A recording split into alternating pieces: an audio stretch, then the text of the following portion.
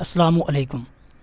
आज हम लोग पढ़ेंगे इंग्लिश 502 का lecture number 24 syntax 3 rules of syntactic description.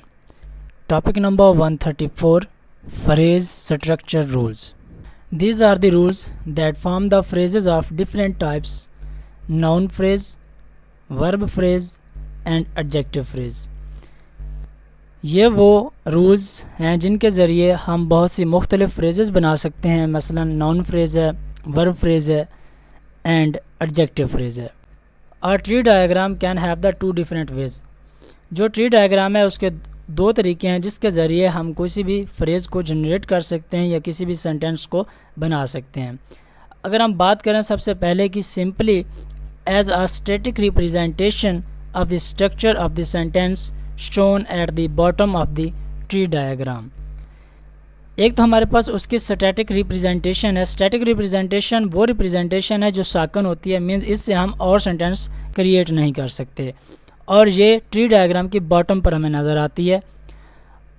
Every single sentence can have the tree diagram. जो भी हमारे पास सिंगल सेंटेंस होगा मीन्स हर सेंटेंस की ट्री डायग्राम लाजमी होती है। The other one is the dynamic format, which is a way of generating not only that particular sentence। दूसरा जो हमारे पास तरीका है वो है डायनामिक फार्मेट। डायनामिक फार्मेट होता है मुतहर्रक या जिससे और भी काफ़ी सारे सेंटेंस बनाए जा सकें। Which is a way of generating, जो कि एक तरीका है बनाने का। Not only that the particular sentence, एक मखसूस सेंटेंस या एक मखसूस जुमला बनाने के लिए नहीं, बल्कि but a very large number of other sentence with similar structures, बल्कि उस सेंटेंस जैसे और भी कई सेंटेंस हम बना सकते हैं एक ही उसी स्ट्रक्चर से जो हमने पहले एक सेंटेंस के लिए बनाई थी। मीन्स कि सिमिलर स्ट्रक्चर से हम और भी काफ़ी सारे मुख्तलिफ सेंटेंस बना सकते हैं, और ये सेंटेंस हम बनाएंगे डायनामिक फॉर्मेट के ज़रिए। This second approach is very appealing because it would enable us to generate a very large number of sentence with what looks like a very small number of rules.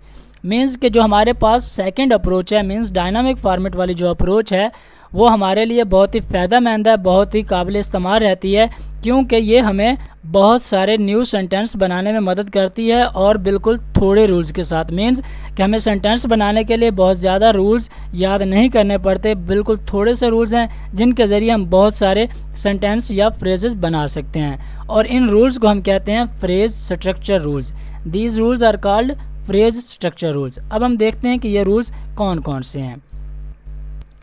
These rules state that the structure of a phrase of a specific time will consist of a one or a more constants in a particular order।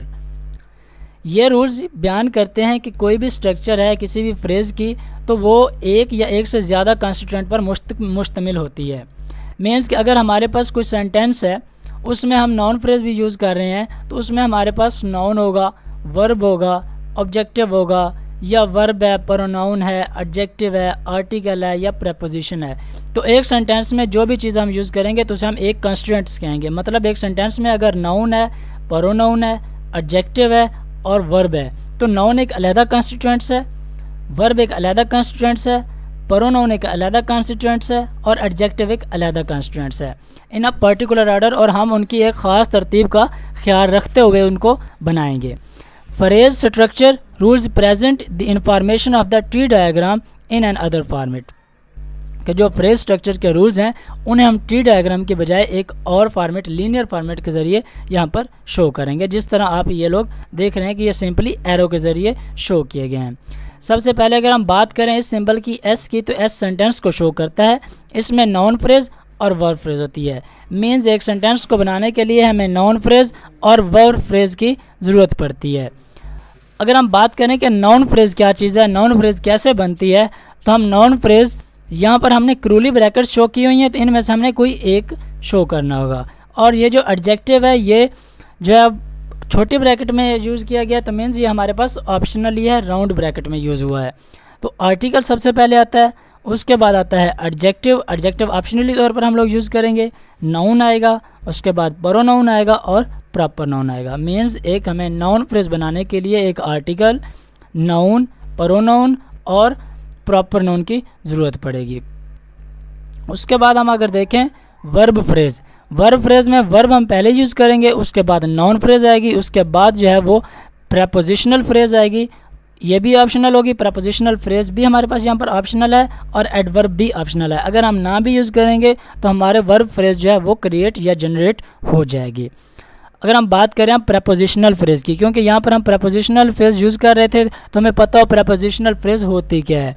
Prepositional phrase वो phrase होती है जिसमें सबसे पहले preposition आते हैं, उसके बाद नाउन फ्रेज आते हैं। मीन्स प्रपोजिशनल फ्रेज में पहले प्रपोजिशन यूज़ होगी, उसके बाद नाउन यूज़ होगा, मीन्स उसके बाद नाउन फ्रेज यूज़ होगी। और नाउन फ्रेज क्या है ये हम सेकंड स्टेप पर देख चुके हैं कि नाउन फ्रेज में आर्टिकल है, एडजेक्टिव है, नाउन है, प्रोनाउन है और प्रॉपर नाउन है।